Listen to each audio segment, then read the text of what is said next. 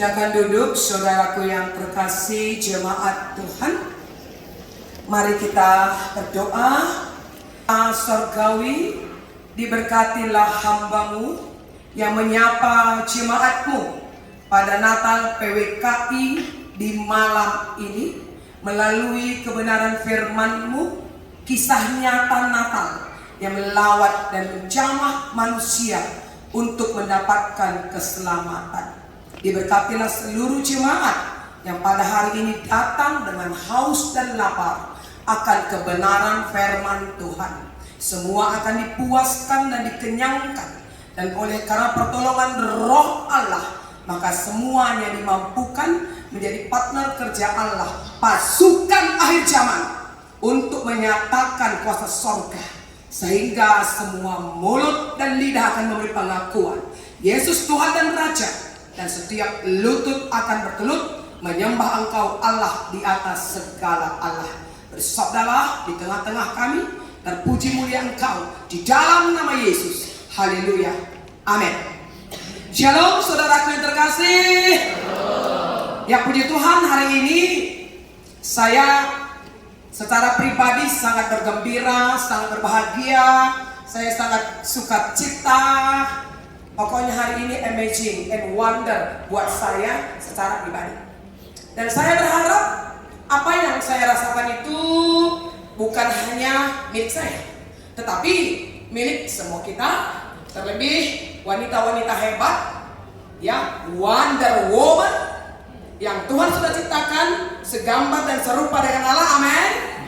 Dan yang lebih hebat lagi, bahwa semua wanita-wanita yang Allah telah ciptakan itu adalah menjadi penolong untuk laki-laki, menjadi penolong bagi bangsanya, menjadi penolong bagi semua orang. Amin.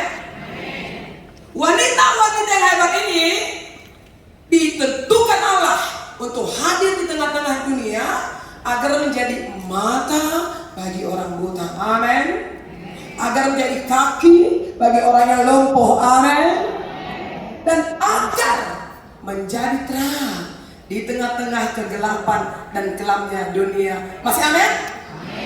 Dan wanita-wanita hebat ini berani hidup, berani mati demi Yesus. Amin. Haleluya. Beri kemuliaan bagi Tuhan kita. Haleluya. Ya, saya Pendeta Dewi terus Sebiring Gurginayan. Saat ini saya melayani di gereja Batak Karo Protestan asli. Dan status saya di GBKP adalah pendeta pensiunan. Saya sudah pensiun. Saya keluaran dari Jakarta, ibu kota negeri IKN, DKI. Ya, mudah-mudahan nanti saya punya kesempatan melanjutkan apa kata Pak Jokowi ada di IKN. Ya, suami saya juga pendeta Rudi Sebiring Meliala, yang pada saat sedang disalonkan untuk menjadi Bupati Karo. Tolong dukung, doakan Bupati Karo, Bu. Bukan soal menang dan kalah. Kalau kalah kenapa rupanya? Betul? Yang penting jika orang-orang benar, orang-orang baik mengambil kepemimpinan dunia, semuanya akan berubah. Persoalannya di tengah-tengah bangsa kita, orang-orang baiknya diam, orang-orang benarnya diam. Kalau orang baik diam, orang benar diam, maka yang akan berkuasa adalah orang-orang bencana. Betul? Oleh sebab itu saatnya kita bangkit. Amin. Saatnya kita bergerak. Amin. Dan saatnya kita nyatakan kepada dunia bahwa perempuan bisa menciptakan dunia lebih baik untuk ditempati oleh anak cucu kita. Amin. Jika saudara mati nanti, betul sekarang kita masih hidup, harta bisa dihitung, utang bisa dihitung, betul? Ladang sawit di Pekanbaru bisa dihitung? Bisa. Emas, berlian, tahan keken bisa dihitung? Bisa. Deposito bisa dihitung? Bisa. Pulsa bisa dihitung? Bisa. Kuota bisa dihitung? Bisa. Saya hanya ingatkan kita, sisa umurmu tidak bisa kau hidup. Itu saja. Dengan demikian, siap-siaplah untuk meninggalkan sesuatu. Kalau orang-orang durjana pergi meninggalkan dunia, biasanya dia meninggalkan air mata. Orang-orang baik meninggalkan mata air. Amin. Amin. Jangan tinggalkan air mata, tapi tinggalkan mata air kepada anak cucumu, supaya dia tidak menyesal kalau kita adalah ibunya, supaya dia tidak menyesal kalau engkau adalah bapaknya, dan supaya dia tidak menyesal kalau kita pernah hidup di tengah-tengah dunia. Amin. Pikirkan anak cucu, jangan bos.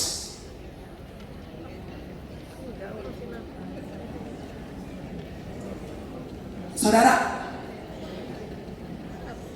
dalam pelayanan saya, spesialisasi pelayanan saya adalah okultisme, kuasa gelap, guys. Kuasa gelap.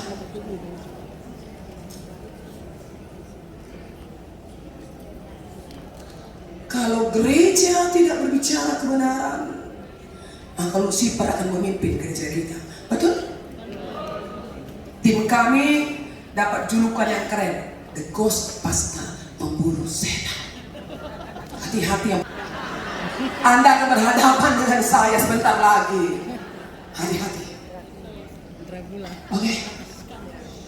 Makanya bawaan saya selalu gayanya gaya perang. The true fighter from heaven. Dan saya juga mau beritahu kita. Saya sekarang berdiri di depan ini, kelihatannya gagah banget ya. Cantik ya kan? Oke, punya kan? Saya ini penyintas kanker 2012. Tuhan hebat. Setelah itu tiroid saya ganas dan dokter angkat semua, dan suara saya akhirnya rusak oleh karena pita suaraku dioperasi oleh dokter. Biasanya saudara, teman-temanku kaum ibu, biasanya saya kalau nyanyi, kalau khotbah cetar seperti suaranya siapa ini. Tapi karena sudah dioperasi, dia jadi serak-serak bahasa seperti suaranya Rod Stewart. I am sailing, I am sailing. Rod Stewart, tepuk tangan dong.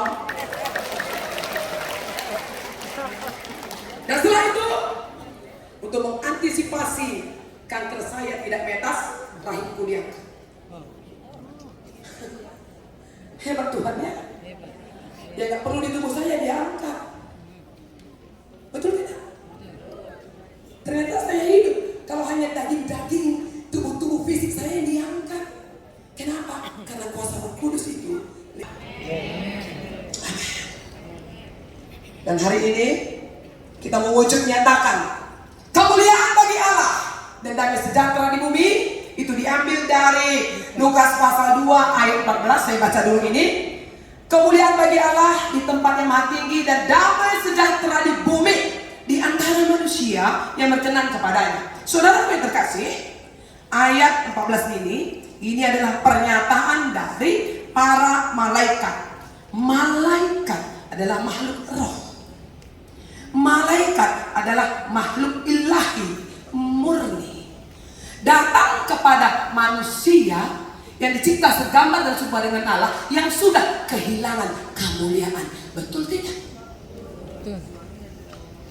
Datanglah makhluk ilahi, datanglah makhluk surga menemui para gembala. Itu mewakili kita. Manusia-manusia yang durjana, manusia-manusia yang tidak tahu malu, manusia-manusia yang hidupnya demi kepentingan pribadi dan kelompok, manusia-manusia yang hanya pakai otak dan otak.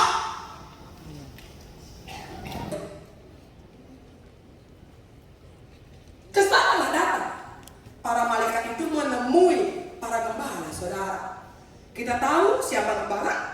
Gembala adalah kelompok masyarakat yang dimarginalkan, kelompok masyarakat yang tidak selevel dengan kita-kita ini, kata orang itu dulu.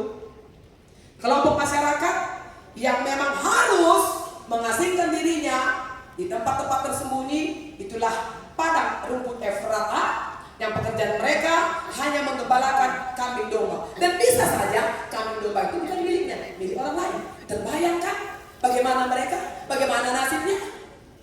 Saya bisa bayangkan gini saudara. Ketika mereka menggembalakan kambing domba, mereka ngobrol, dia bilang, malang nian nasib kita ya. Mengapa kita dilahirkan sebagai seorang gembala? Sebenarnya aku pingin sekali penguasa, atau kakekku seorang kaisar, atau ibuku seorang selebgram.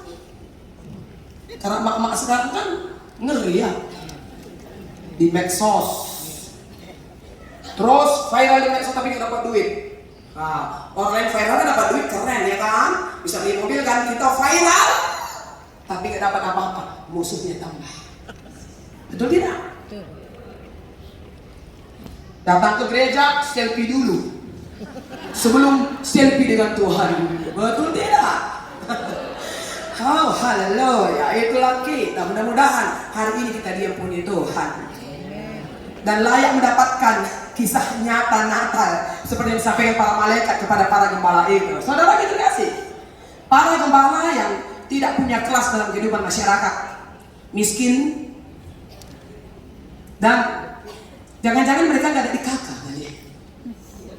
Sudah dibuang dari kakak keluarga mereka. Malu. Anak, famili, saudara, ya ternyata seorang gembala. Tapi malam itu saudara di ayat 9, tiba-tiba berdirilah seorang malaikat Tuhan di dekat mereka. Tiba-tiba datanglah malaikat di dekat mereka. Saudara, kalau makhluk roh, makhluk surga datang ke gembala, pasti gembala ini ada tempat untuk alam roh. Betul tidak?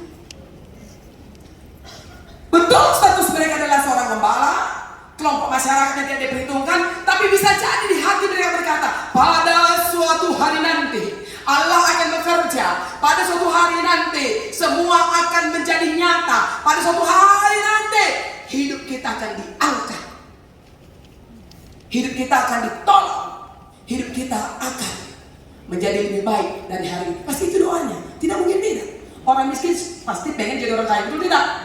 Enggak ada orang miskin pengen miskin terus, bodoh kemana-mana. Lahir miskin gak apa-apa, tapi kalau miskin terus bodoh itu. Betul tidak? Bapak aku petani kok, ternyata anaknya bisa jadi sarjana. Lahir miskin wajar, tapi kalau miskin terus bodoh namanya. Iya kan? Hati-hati maksud saya, supaya jangan hanya menyesali nasib tapi tidak mau bergerak mengubah nasib. Betul? Jangan hanya menyesali nasib, mengapa aku lahir seperti ini, mengapa saya tinggal di sini, mengapa hidup saya begini. Kita punya Tuhan. Gembala-gembala ini nasibnya berubah ketika dia dikunjungi oleh makhluk roh, malaikat. Saudara pernah dikunjungi malaikat enggak? Atau dikunjungi oleh siapa? Gundurwo? Yang Rono Kidul? Yang Blorong? Kuntilanak? Hati-hati. Berarti Tuhan tahu kepada siapa dia datang, Tuhan tahu kepada siapa dia sampaikan kabar sukacita ini. Tuhan tahu bagaimana supaya mengembalikan manusia untuk menjadi manusia yang seutuhnya. Amin. Tuhan tahu itu saudara. Maka ketika malaikat itu datang, mereka ketakutan. Matilah kita sekali ini. Mengapa kita dikunjungi oleh malaikat? Matilah kita sekali ini. Matilah kita sekali ini. Ketakutan mereka akhirnya dihapus oleh Tuhan dan malaikat. Halo? Bersama dengan Tuhan nggak ada ketakutan. Amin. Kita boleh nggak sekaya orang lain? Nggak usah rendahkan dirimu. Angkat hidupmu. Kenapa? Karena Tuhan kita hebat. Amin. Dan ketika para gembala ketakutan, maka malaikat berkata, jangan takut. Siapa yang takut hari ini? Takut mati?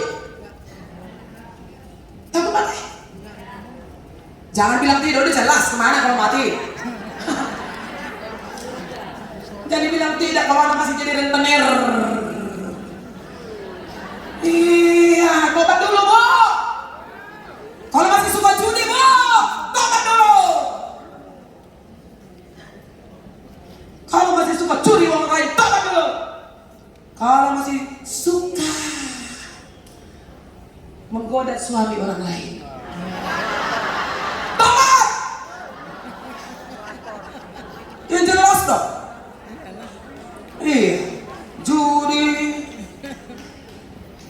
goda suami orang, ambil uang orang, memperbodoh orang. Ya paling ini, Mbah Dukun, tolong jampiin gue. Demi sebuah jabatan, pangkat, dan kuasa, saya banyak mendoakan caleg saudaraku.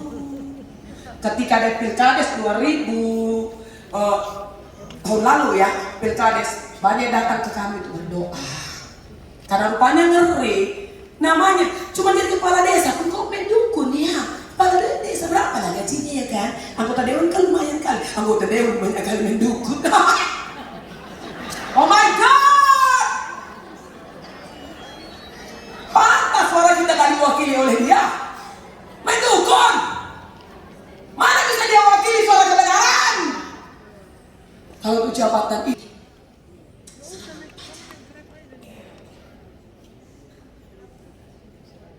mana bisa dia wakili suara kita? Ya dia wakili suara siapa? Suara Lucifer.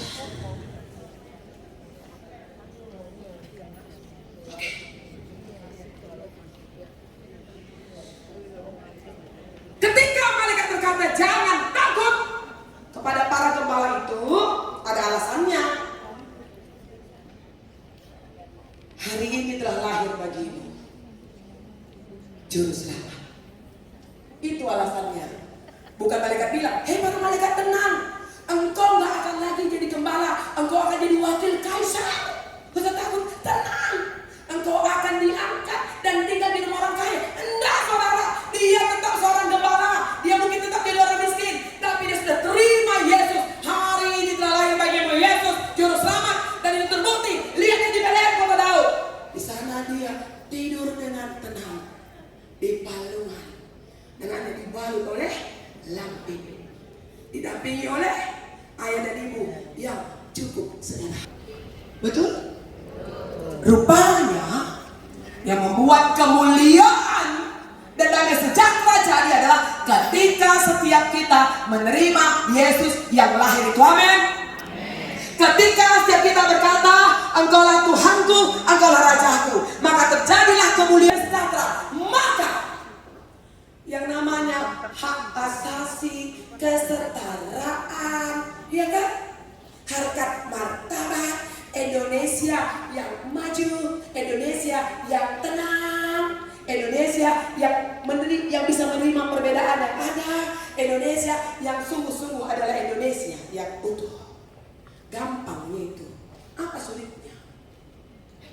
Selama kita bisa menerima bayi kudus itu menguasai hidup kita.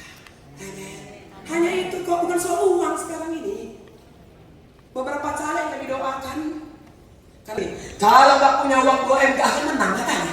Kata orang itu. Betul Bu, kalau gak punya uang 2M saja gak menang katanya. Dijawablah sama orang yang memang ikutin doa kami. Dia bilang, kalau gak menang kenapa rupanya? Persoalan sama Allah. Enggak kan? Tapi yang paling tidak adalah dia berani maju mau menyatakan soal kebenaran. Kalau nggak menang, nggak persoalan. Maka nggak perlu uang 2M. Kalau saya punya uang 2M, ku buka langsung kulinerku, ku buka kafeku, ku undang kalian semua minum gratis waktu pembukaan. Selanjutnya ya bayarlah. Kan nggak mungkin saya layani orang bikin saya bangkrut. Katanya gitu, kalau punya uang 2M gak bisa menang katanya. Ah gila orang. Jadi terakhir ini kami bilang begini, yuk kita sekarang perang. Kita semua andalkan Tuhan, karena kita mau bawa suara kebenaran. Kita Kita lihat mana lebih hebat, doa kita atau uang orang yang 5M itu. Halo? Mana lebih hebat, doa atau uang yang 5M itu? Berdoa ya kalau begitu. Jangan terima apapun. 5 tahun ke depan nasib kita di tangan orang itu semua.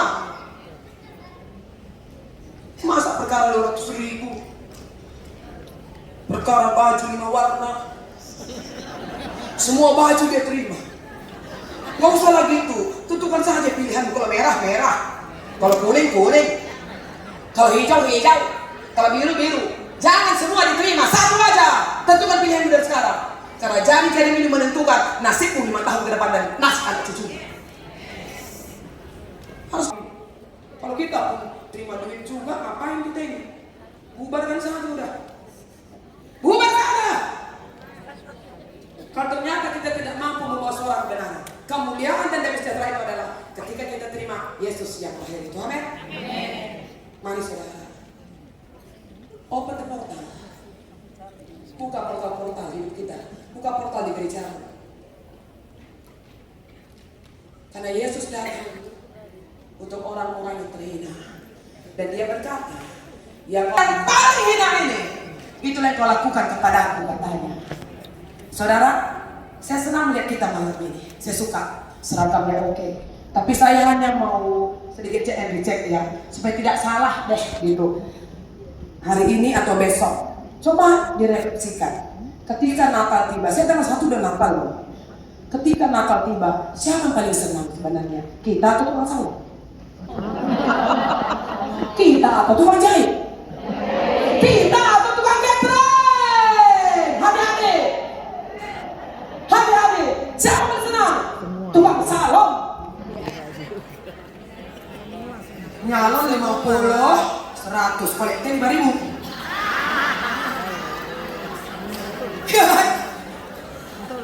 Kebaya, brokat, songket 2 juta, kecil lagi.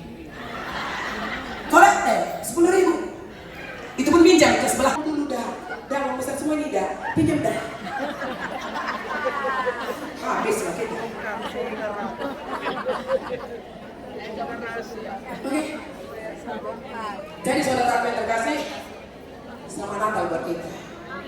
Selamat menghadirkan kemuliaan Tuhan dan damai sejahtera itu ada di antara kita. Coba pandang kiri kanan yang dekat dengan kau. Haleluya. Betul kan? Aku damai dekat dengan engkau. Karena masing-masing kita membawa kemuliaan sorga. Dan memberkati kita saudara. 2023. Selamat tahun baru 2024. Saya tinggal di Simpang Senayan kilometer 11 Jalan Jamin Ginting. Kalau perlu saya yang berhubungan dengan malu halus, please contact me. Malu kasar saya nggak paham, malu halus saya paham. Hubungi saya, mungkin bukan saudara, mungkin saudaramu. Nggak mati-mati, harusnya sudah mati tapi nggak mati, ada sesuatu. Oke? Kita berdoa.